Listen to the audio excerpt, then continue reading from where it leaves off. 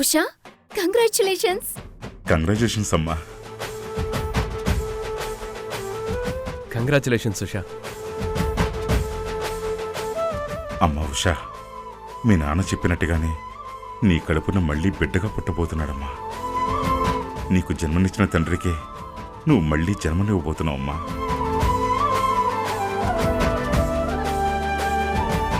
సంతోషంలో మాటలు కూడా రావట్లేదమ్మా. అందరినీ ప్రేమించే నీకు తల్లయ్యే అవకాశం లేకుండా చేసిన దేవుడు తన తప్పును తెలుసుకొని నిన్ను తల్లించేసి తనున్నానని నిరూపించుకున్నాడమ్మా.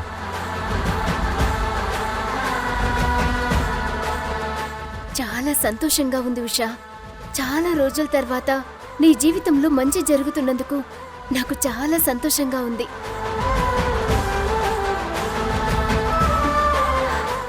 ఏమైంది ఉషా? ఇంత సంతోషమైన సమయంలో ఆ కళ్ళల్లో నీళ్ళెందుకు?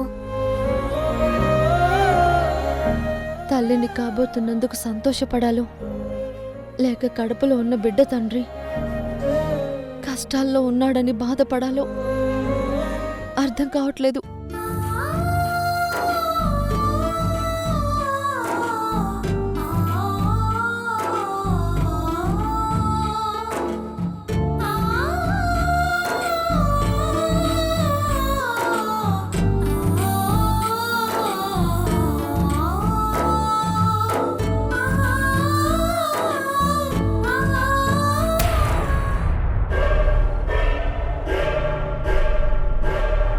అమ్మయ్యా, ఇంటికొచ్చేసావా?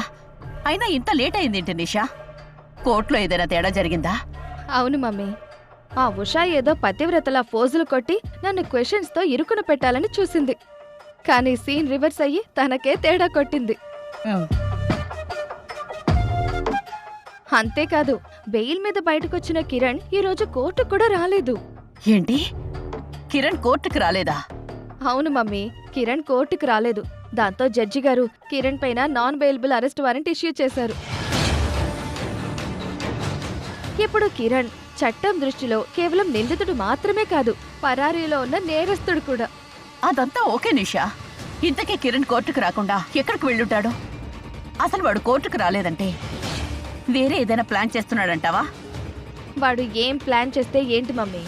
ఈ అధర్మ యుద్ధం గెలిచేది మనమే కదా.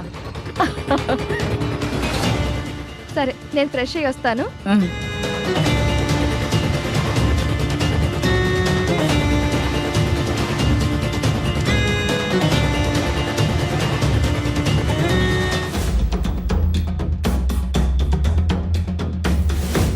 హలో ప్రదీప్ గారు.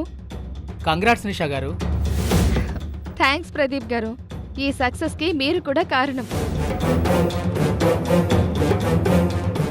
ఆ రోజు నేను ఆడిన సూసైడ్ నాటకంలో మీరు చేసిన హెల్ప్ వల్లే ఇదంతా సాధ్యమైంది.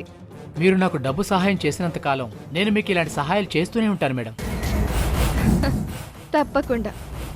Okay, bye. Bye madam.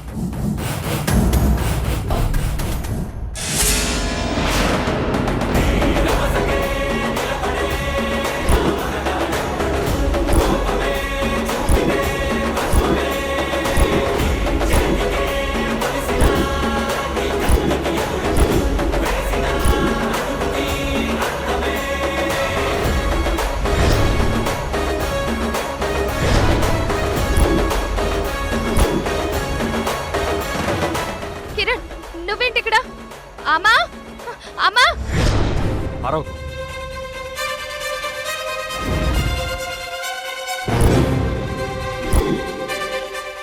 అరిచావంటే చంపి పారేస్తాను.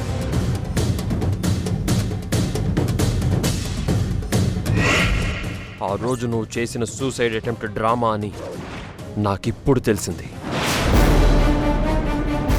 ఆ రోజు నువ్వు వాడిన డ్రామాతో నా ప్రాణం, నా సర్వస్వం అయిన ఉషా దృష్టిలో నన్నొక దుర్మార్గుణ్ణి చేశావు.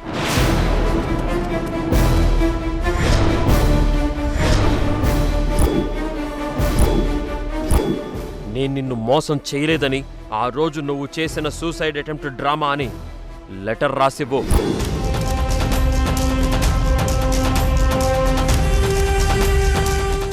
ఏంటి చూస్తున్నావు? రాస్తావా లేదా?